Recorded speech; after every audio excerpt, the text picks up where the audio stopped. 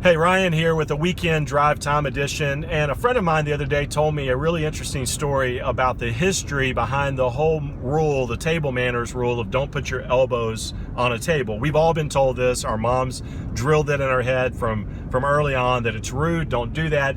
But what's the backstory on that? Well, the backstory goes that sailors, when they were on a ship many years ago, would basically huddle their arms, elbows on the table, and their arms would huddle around their plate. So as the boat rocked back and forth, that the plate wouldn't move on the table. So it basically secured the plate.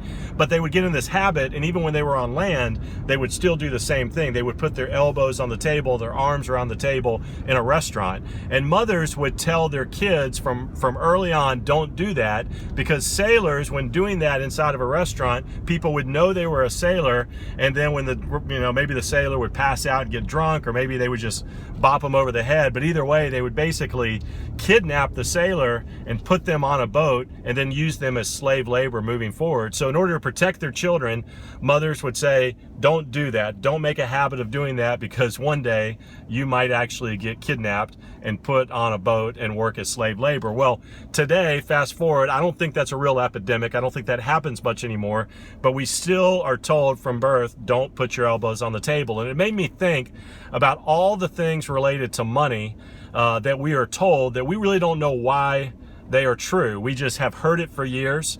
Things like, if you're young, you're supposed to be really aggressive, buy a lot of stocks. If you're older, you're supposed to be really conservative, buy a lot of bonds. Is that true? Who knows? Things like everybody has to buy a house. That's not necessarily true.